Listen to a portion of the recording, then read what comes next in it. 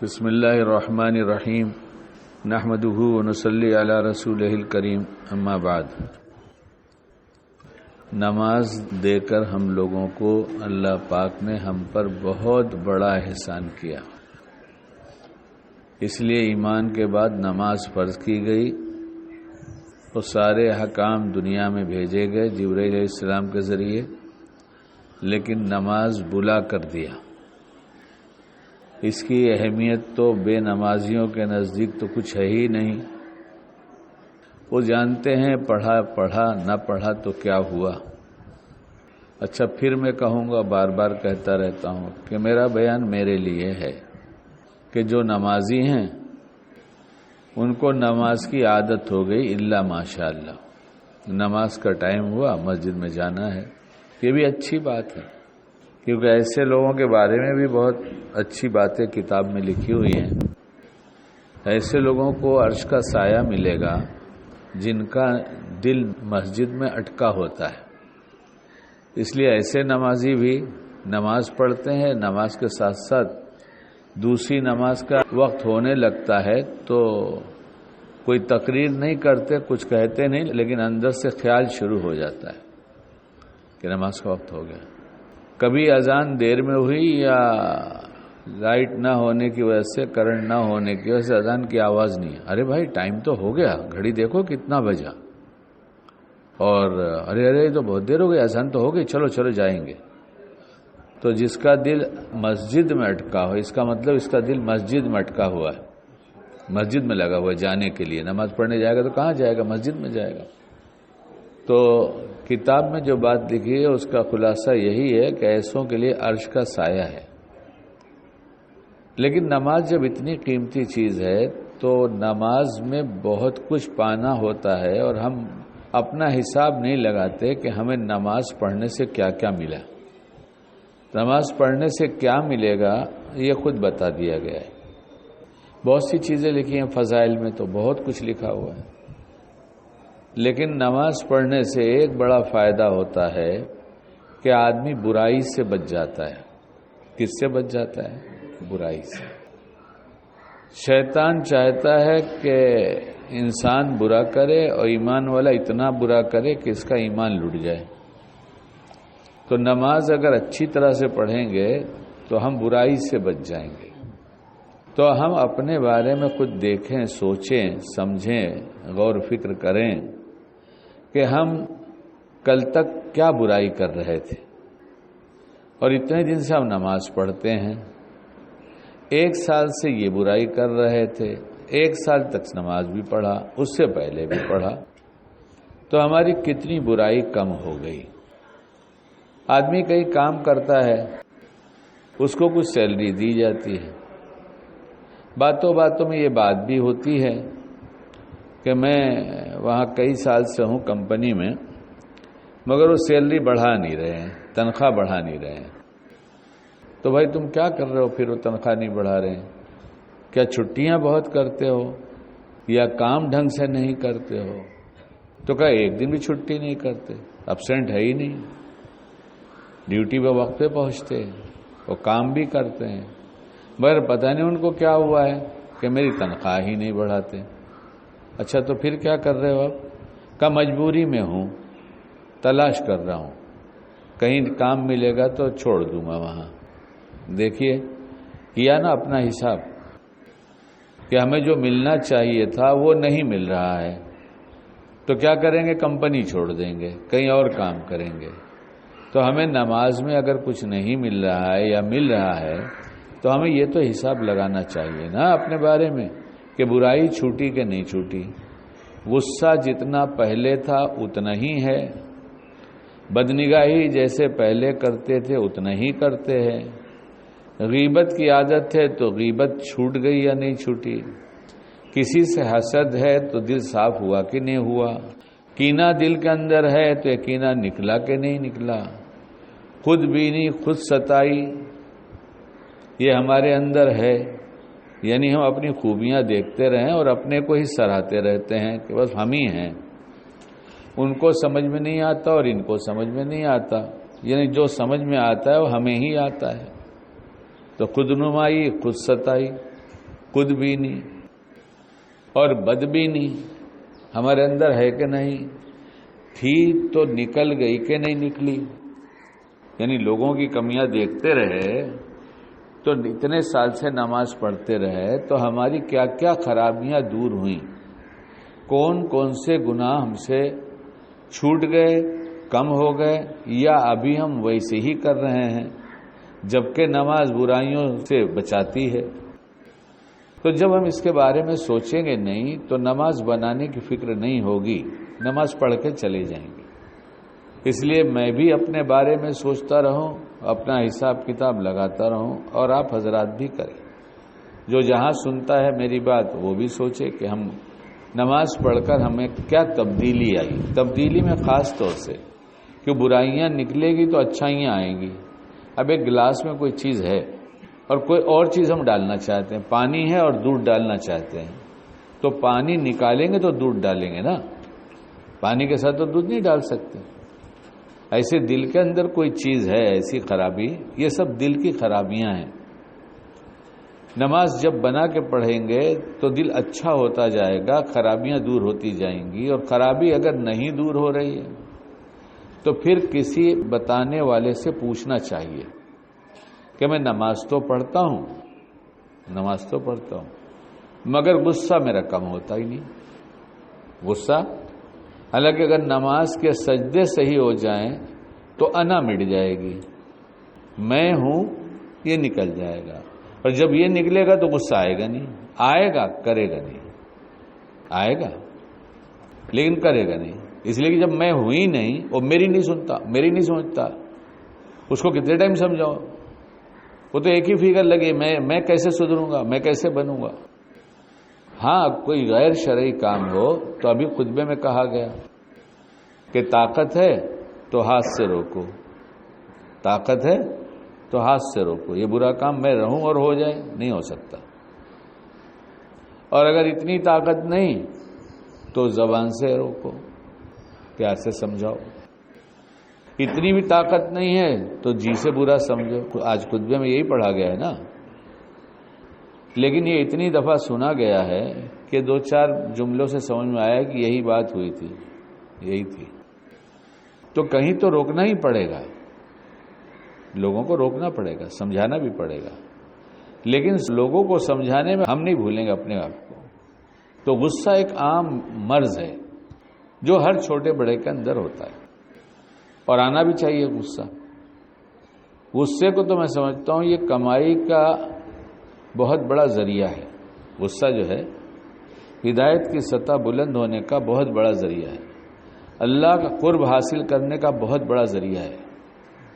نہیں کریں گے تو صبر ہوگا تو اللہ ملے گا، اور کہیں کرنا ہوگا تو اللہ سے مانگ کر کتنا غصہ کروں، کیسے غصہ کروں، کب کروں، تو پھر ہم غصے کے کنٹرول میں نہیں جائیں گے، غصہ ہمارے کنٹرول میں ہوگا۔ اب ہم برسوں سے نماز پڑھ رہے ہیں اور ہماری نماز میں غصہ بھی ہمارا نہیں جا رہا نماز پڑھنے کی وجہ سے، برائی ہے، بے جا غصہ بہت بری چیز ہے۔ تو کسی جاننے والے سے، اللہ والے سے علاج پوچھیں گے کہ ہم کیا کریں، اپنی فکر ہے نا تو اپنے بارے میں پوچھے گا ہم کیا کریں، تو اللہ والے علاج بتائیں گے۔ بڑے بیانوں میں بار بار یہ بات آئی ہے، شاید چھوٹے میں بھی کبھی آئی ہو، کہ حضرت شاہ ولی اللہ صاحب رحمۃ اللہ علیہ سے، وہ بڑے شیخ تھے، اللہ ان کے درجات بلند فرمائے، کسی نے کہا کہ حضرت ہم کو بہت غصہ ہے، بہت جلدی ہمیں غصہ آ جاتا ہے، اور غصہ بھی تھوڑا سا نہیں آتا، بہت زیادہ آتا ہے، بہت تیز ہو جاتا ہے۔ اب وہ گاؤں کے رہنے والے، ہماری کھوپڑی گھوم جاتی ہے، کیا کرتے ہیں، کھوپڑی گھوم جاتی ہے، اچھا، یعنی آؤٹ آف کنٹرول ہو جاتا ہوں، تو جو چاہتا بولتا ہوں، جیسے چاہتا بولتا ہوں، اور بہت غصہ کرتا ہوں۔ حضرت نے پوچھا کیا علاج چاہتے ہو، تم چاہتے ہو کہ اس کا علاج ہو جائے؟ اچھا ہم لوگوں نے کبھی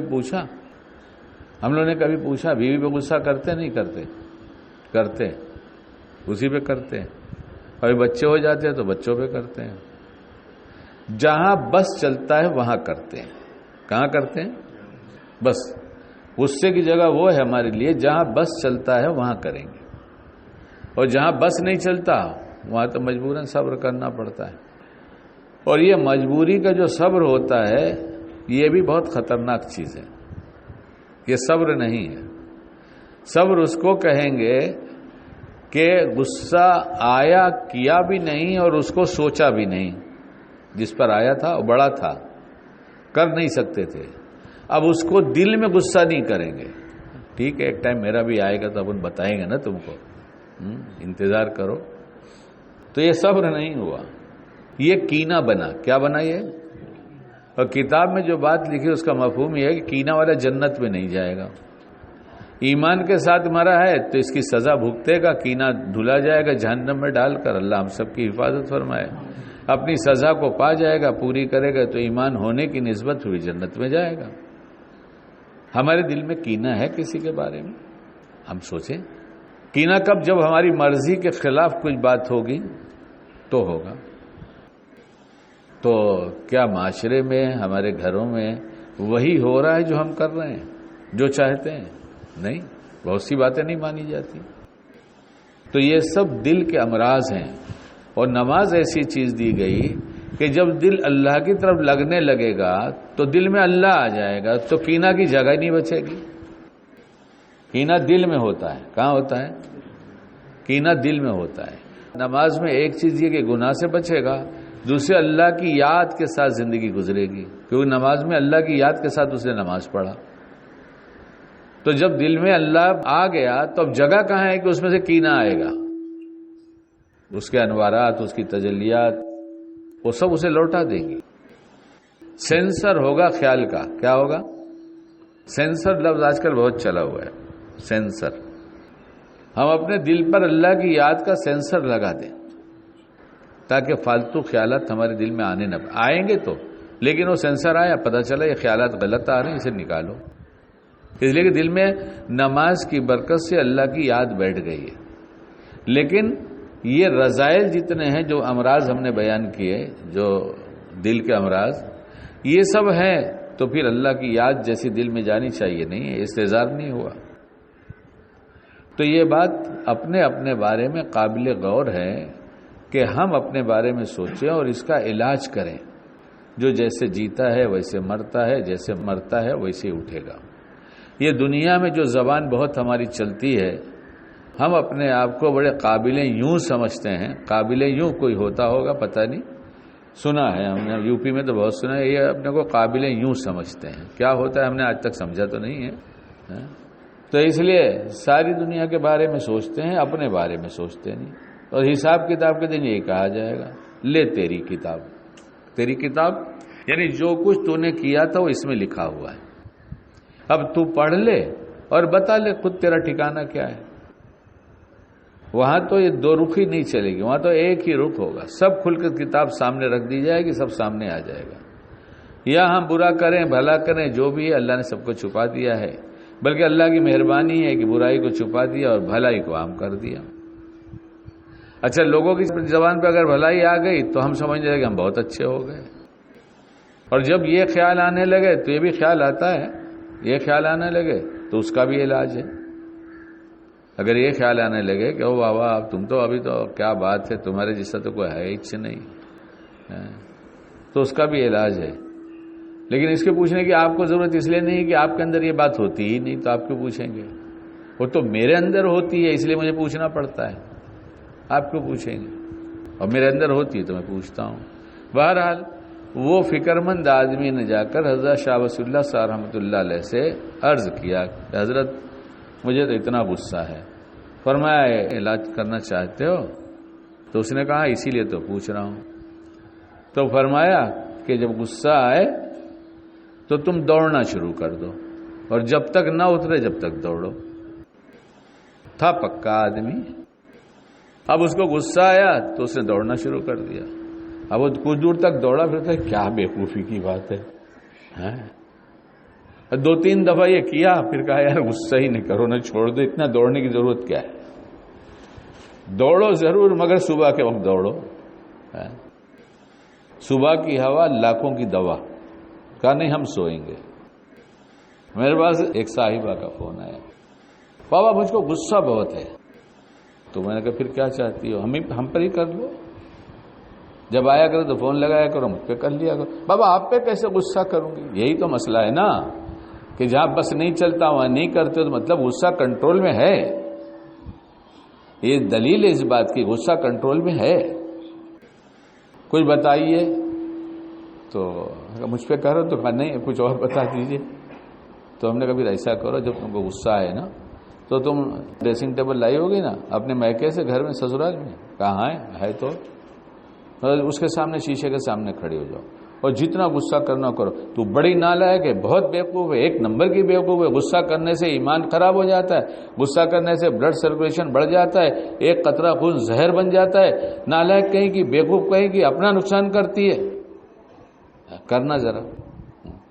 اور غصے کے بارے میں ایسے ہی ہے، ماچس کی تیلی پہلے خود جلتی ہے پھر دنیا میں آگ لگتی ہے۔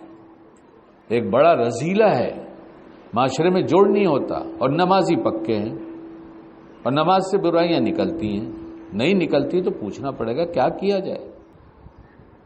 تو ہم نے کہا بتانا پھر کیا ہوا غصہ کرتی ہو تو کہنے لگے غصہ کرتے کرتے ہنسی آنے لگتی ہے۔ تو میں نے کہا پھر غصہ چلا گیا، غصہ کرتے کرتے پھر ہنسی آنے لگتی ہے اپنے اوپر کہ میں کیا بیوقوفی کر رہی ہوں۔ تو میں نے کہا چلا گیا نا پھر۔ اس لیے اگر نماز پڑھنے کے ساتھ ساتھ ہماری برائیاں ہماری زندگی میں باقی ہے، اللہ نے چھپا دیا ہے، ان کی بڑی مہربانی ہے۔ ہم یہ نہ سمجھیں کہ ان کے چھپا دینے سے کل کھولا نہیں جائے گا، کل قیامت میں کھل جائے گا تو بہت مشکل ہوگی، اسے آج ہی کرنا پڑے گا۔ اور قیامت میں پہلے کس چیز کا حساب ہے؟ نماز کا حساب ہے۔ کتنی اہم چیز ہے، ہم اس کی اہمیت کے ساتھ نماز پڑھیں، اللہ سے مانگے کہ اللہ جیسی نماز آپ کو اچھی، ہر نیت سے پہلے نماز کی نیت انفرادی ہو اجتماعی، یہ نیت کر لے، کیا دیر لگتی ہے؟ اللہ میں اچھی نماز پڑھنے کا ارادہ کرتا ہوں، آپ مجھے اچھی نماز کی توفیق دے دیجیے۔ جیسے نیت ارادہ ہوگا اور یہ دعا ہو جائے گی، اللہ کی رحمت متوجہ ہو جائے گی کہ میرا بندہ بار بار مجھ سے کہتا ہے، تو وساوس کو خود دور کرنے لگیں گے، شیطان کو قریب آنے نہیں دیں گے۔ اور جس کی حفاظت وہ کر لے تو پھر اسے کون نقصان پہنچا سکتا ہے؟ اس لیے ہم اپنی فکر میں لگیں اور خصوصاً اپنی نماز بنانے کی فکر کریں، انشاءاللہ سب شعبہ بن جائے گا۔ اللہ ہم سب کو کہنے سے زیادہ باعمل بنائے۔